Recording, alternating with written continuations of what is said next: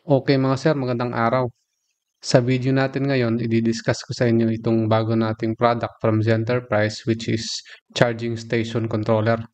So ito yung gagamitin natin para kontrolin yung output ng mga charging modules natin. Yung charging modules, available na po yun sa ating Shopee store matagal na. So since maraming nagre-request, kasi dati yung product na yun is dedicated for expansion lang or additional features ng mga piso Wi-Fi. Tapos may mga nag-request sa atin na kung pwede ba daw gamitin as dedicated charging station.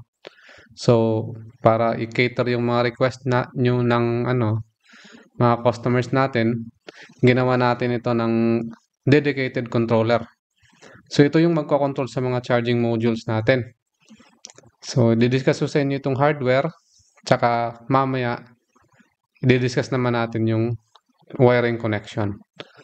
So, dito sa left side, meron tayong dalawang input ng power supply, which is 12 volts. Pwede natin gamitin itong DC jack kung adapter yung gamit natin. Pwede rin naman itong screw terminal kung gumagamit tayo ng centralized na power supply. Dito sa baba, meron tayong screw terminal para sa coin slot. Tapos, meron din tayong screw terminal para sa bill acceptor. Tapos dito naman, meron tayong screw terminal para sa button, push button. Ito yung gagamitin natin para mag-select kung anong channel yung paandarin natin na charging port. Tapos dito sa right, meron tayong switch 1, switch 2. Ito yung mga switch na gagamitin natin para pag-setup ng parameters. For example, magsiset tayo ng time. Tapos meron tayong buzzer. Tutunog ito pagka malapit nang maubos yung time. Tapos dito sa taas, meron din tayong screw terminal para sa LED frame. Yung sa coin slot LED frame. Dito naman, meron tayong pin header. Dalawang 4 sets na pin header. Channel 1 tsaka channel 2. So, supported ito hanggang 8 channel na charging ports. So, mamaya i-discuss natin kung paano ito i-connect. Tapos dito naman sa likod nitong screw terminal para sa LED frame, meron tayong pin header para naman sa LCD display. Okay? Ngayon, discuss natin yung wiring. So, mag-start tayo sa coin slot tsaka bill acceptor na connection.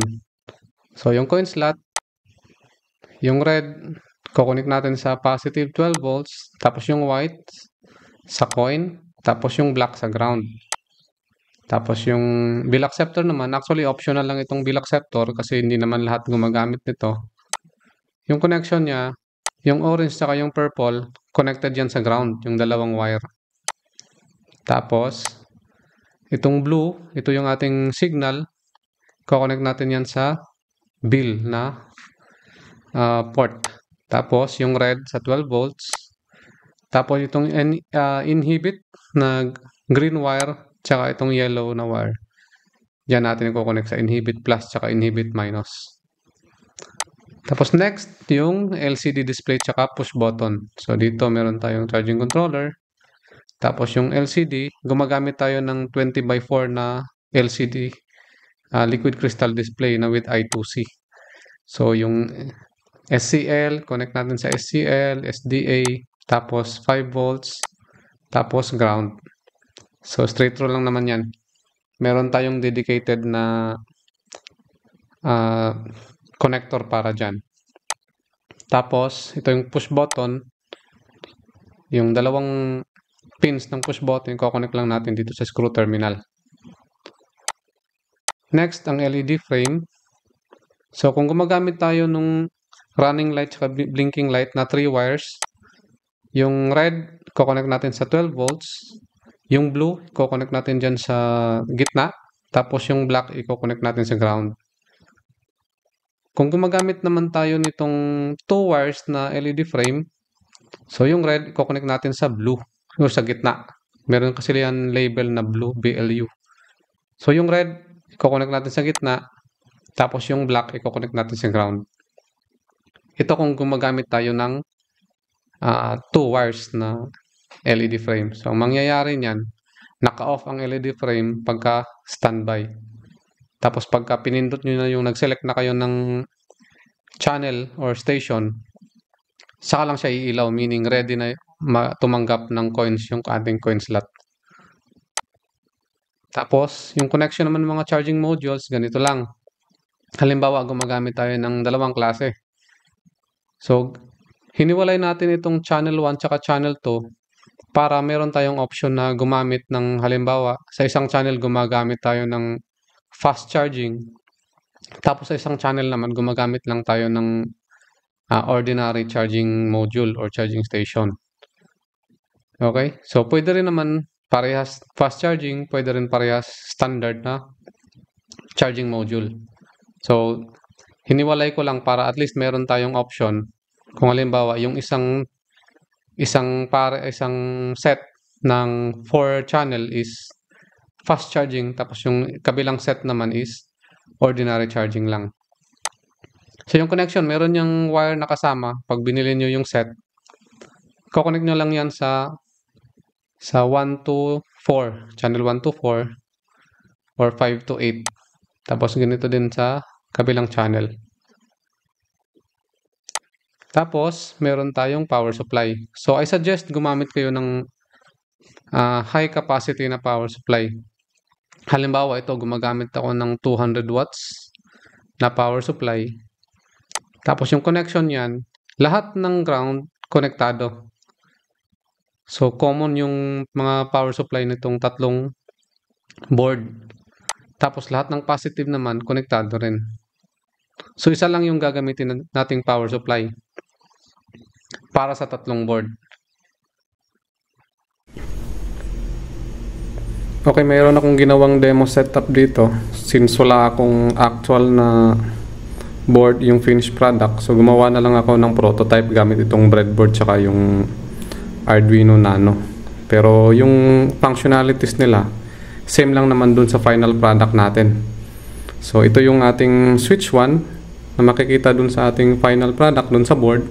Ito naman yung switch 2. So, itong dalawa yung gagamitin natin pag setup ng parameters. So, para ma-access yung parameters, kailangan lang natin pindutin sabay itong switch 1 tsaka switch 2. So, pindutin nyo ng sabay. Tapos, i-power on nyo na yung board. So, makikita nyo ngayon, eto, channel 1 setting, tsaka channel 2 setting. Di ba kanina, pinakita ko, iba yung channel 1, ibang set, iba din yung set ng channel 2, tiga-apat sila. So, dito nyo yan masiset, halimbawa, iba yung rates nyo na ilalaan para sa channel 1 kasi fast charging siya. Tapos sa channel 2 naman, ibang rates kasi ordinary charging lang. So, ito yung purpose bakit ko pinaghiwalay. Para ma-set, itong switch 1, ito yung para malipat yung blinking light. Kung pipindutin yung switch 1, ayun, lumipat siya, di ba? Halimbawa, iset ko lang ito sa 1 minute per pulse. So, 1 peso na hinihulog, equivalent sa 1 minute. So, para mag-increment siya, switch 2 naman. So, yan. So, 1 minute. Tapos, next naman, switch 1 para malipat. Halimbawa, dito naman ako sa channel 2, lilipat yan. So, for example, sa channel 2 naman, yung gagawin ko, yung 1 peso is 2 minutes. Lagay ko yan. Switch 2, so 1, 2. So, ayan, 2 minutes na. So, pwede rin 2 minutes and 30 seconds. For example, gawin natin 30 seconds.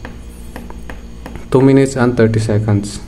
So, para i-save, press and hold switch 1. Tapos, while pressing switch 1, press and hold switch 2. Ayan. Time setting, save successfully. Please reset or restart. So, ayan, nakasave na yung setting natin. Ang gagawin nyo lang, ipa-power off nyo lang ulit. Tapos, power on. So, ang makikita nyo ngayon, ito na, A, B, C, D, E, F, G, H. So, ito yung A, B, C, D, ito yung channel 1. Yung E, F, G, H, ito yung channel 2. Kung makikita nyo, wala pa siyang nagbi-blink. So, wala pa tayong na-select na channel. So, kung huhulugan natin dito, hulugan natin yung coin slot. So, hindi siya tatanggap. Hindi siya tumatanggap. So, pag nag-select na tayo, for example, by the way, naka-power cut yung ating medyo sirain lang itong coin slot na sa akin, kaya nailaw yan. Dapat patay po yan. So, dito, pag pinindot na natin yung yung push button, ayan. So, nagbi-blink na. Nakikita natin, nag-power on na yung ating coin slot. Pwede na tayo maghulog. Halimbawa, sa channel to ngayon, hulugan natin. Ayan. So, yung time niya, 5 minutes. Kasi yung channel 1 natin is 1 minute per pulse. Ngayon, subukan naman natin sa channel 2. Pinutin lang natin. So, C siya ngayon. D. Tapos E. So, itong E hanggang H is channel 2. Yung setting natin kanina is 1 minute and 30 seconds. So, subukan natin hulugan ng piso. Yan. Ay, 2 minutes and 30 seconds pala, no? Hindi 1 minute. So, yan. Gumagana na siya. So, kung gusto nyo lipat, pinutin nyo lang. So, pipili lang yung customer nyo kung aling channel or aling charging port yung paanda rin nila gamit itong push button. So, maglulup lang yan. Pabalik-balik lang. By the way, yung link ng ating Shopee store, ilalagay ko sa description sa baba para makapag-check out kayo kung balak yung gumawa ng DIY or sarili yung charging station. Maraming salamat.